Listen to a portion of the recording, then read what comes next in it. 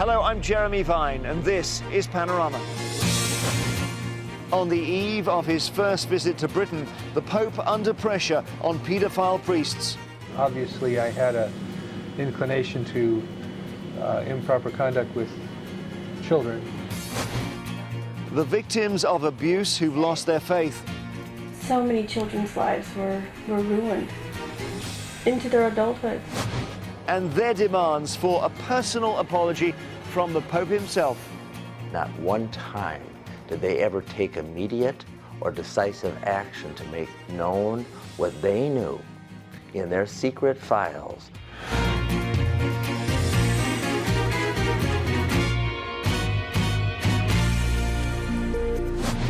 We are just 3 days away from the first papal visit to these shores in 28 years. But Pope Benedict will arrive in the middle of one of the biggest crises the Catholic Church has ever faced, the sexual abuse of children by paedophile priests. The Pope has, of course, already apologized on behalf of the Church to victims around the world. But what of his personal role in the scandal? What did the Pope know about some notorious cases when he was an archbishop and a top Vatican official? Fergal Keane investigates.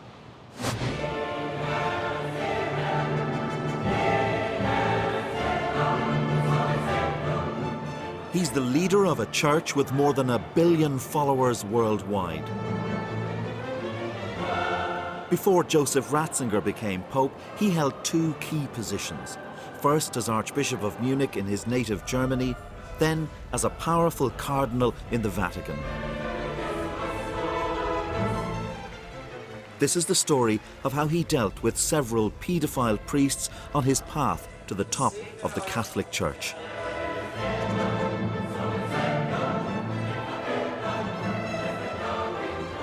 The United States, where the Church has paid out more than $1 billion to the victims of sexual abuse, has been at the center of the scandal.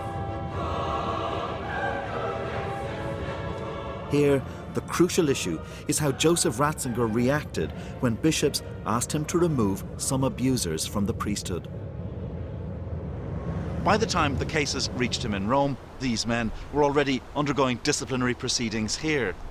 The issue at stake is whether the then Cardinal Ratzinger acted speedily and vigorously, or whether he put the interests of the Church before those of the victims. This marks the beginning of videotape number 1 of the deposition of Stephen Keesley, taken on behalf for the attorneys for the plaintiffs. This is Father Stephen Keesley giving evidence to a victim's lawyer. His case would eventually find its way to the office of Cardinal Ratzinger. Did you use as an outlet, as one of the outlets for your sexual urges that you had as a young man, that you would spend time with the young children and would be freely touch young children at Santa Paula Parish? Yeah, I believe now, looking back on it, that was definitely a part of my attraction to the kids at that time. At church, he always had a group of kids around him. So I would just be one of the kids that want to get in and on the group. He was a funny guy, you know. He was a big kid. So it was fun to be with an adult who was a big kid.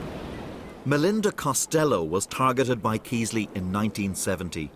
He abused her in the sacristy, the room near the altar where priests prepare for Mass. 4 or 5 times I remember clearly being abused. And the sacristy may have been the last time.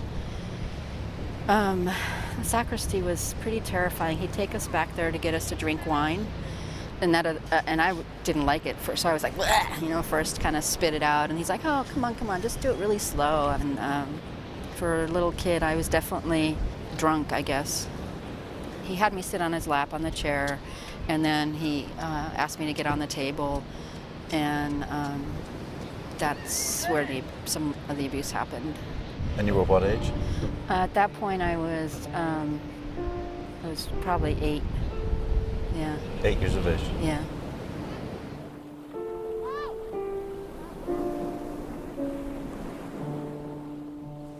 In Keesley's deposition, he did not deny that he had touched Melinda. Melinda Costello, you recall her, don't you? I do. Do you recall that there, on more than one occasion, you touched her in her vagina? I certainly don't recall that, no. Are you denying that? Just like I said before, I'm not denying it could have happened. I'm denying that it was an intentional action on my part. Melinda Costello never reported the abuse, fearing she would be blamed.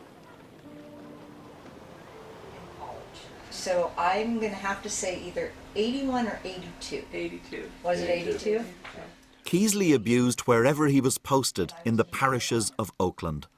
There were to be many other victims. We had day activities all together, but we did our prayers one-on-one at night with Father Keasley. And after one came out of a type of a dorm setup, the next person went. And you know, you're 11, 12, girls are giggling, and you know, there's girls in one dorm area, boys in another, and you're seeing them walk by one-on-one, and you say, oh, it's your turn, not knowing any better until it happened to you. And then after each other would come back, you just look at each other. Nobody said anything. There had to be something in all of us that knew it wasn't right. Mm-hmm. He's the priest, and if that's what he says is right, or this is the way it's supposed to be, then you believe it. By the late 1970s, Keasley was stationed in the suburb of Union City, where parents who became aware of the abuse alerted the police. In 1978, he was convicted of tying up and abusing 2 boys between 11 and 13 years of age. After this, Keasley himself asked to be allowed to leave the priesthood. Well, when it became clear in 1978 that Keasley was a sexual abuser, the bishop called him into his office and formally removed him from priestly ministry. Also during that time, it became clear that Keasley himself wanted to stop being a priest. The local church was supporting Stephen Keasley's request because it was clear that Stephen Keasley didn't want to be a priest and shouldn't be a priest. Keasley's request to leave the church could only be decided in Rome, in the powerful Vatican office led by Cardinal Joseph Ratzinger, the Congregation for the Doctrine of the Faith, or CDF. On June the 19th, 1981, the local bishop wrote that it would be most prudent that this petition be granted. Over 4 years, the correspondence went back and forth, with the local bishop pushing for Keasley to be allowed to leave. He warned of great scandal to the community if he were kept as a priest. It took 4 years for Cardinal Ratzinger to give his considered reply to the local bishop. He wrote of the need to recognise the good of the universal church and to bear in mind the care of Father Keasley. The case needed review and more time.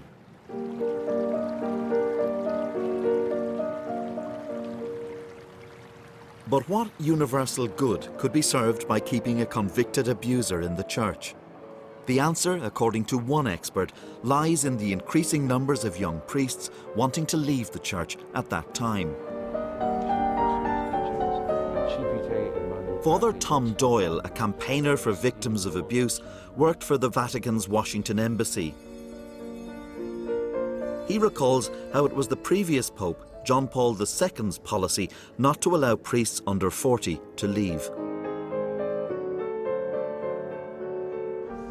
I think they saw it as, if we make it difficult to impossible to get out of the priesthood, then men will stay in. Who knows what their reasons might be, out of fear, but they won't want to get out. And that reasoning is backwards. And they were willing to keep a convicted child abuser, to refuse him permission to leave the church. They were willing, exactly, they were willing to keep a convicted child abuser because they didn't comprehend in the slightest the nature of what he had done. They don't see it as a real, issue, and they don't understand at all the gravity of the harm that's done to the victims. But removing or laicizing priests like Keasley could have sent a powerful moral message. The reality is laicizing would not have stopped Keasley from abusing. But laicizing would have said that you're dangerous and we want to protect our children from you. There's no evidence Keasley committed abuse while the case was being considered by Cardinal Ratzinger. Eventually, in 1987, aged 40, he was allowed to leave. Several years later, he was convicted and jailed for abusing a young girl.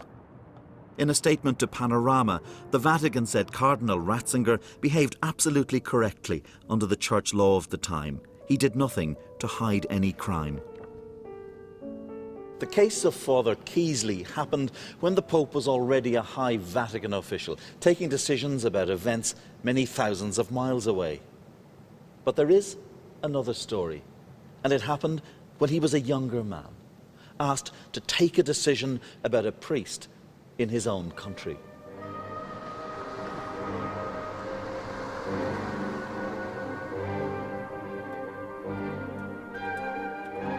The priest who first came to Joseph Ratzinger's attention in 1979 was Father Peter Hullermann.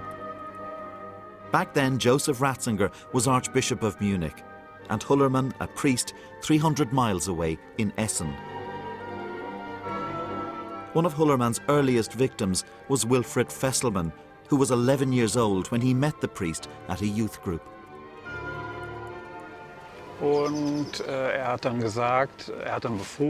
He ordered me to say certain things. For example, what do you call your genitals? I said, I don't have any name for it, because I was still only 11 then. So he said, well, think of something, like Willy, words for it, like that. And then it carried on. He gave me something alcoholic to drink. He said, drink that. And then he just undressed and told me to get undressed as well.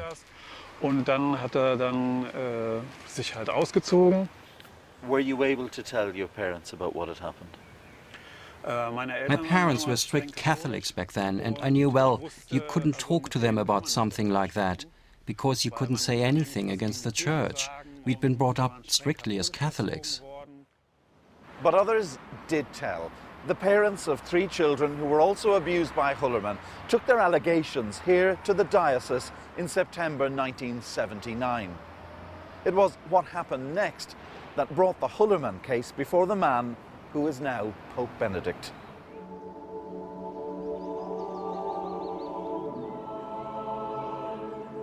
Hullermann was removed from his post and the local church decided to send him for therapy.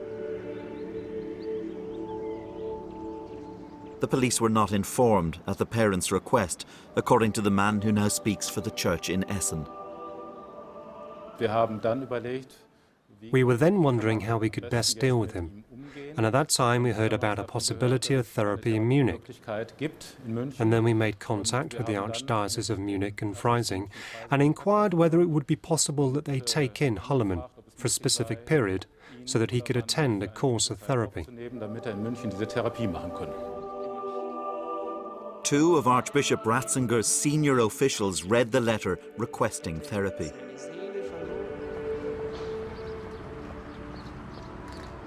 The letter sent here to Munich didn't use the word paedophile, nor did it spell out the offences.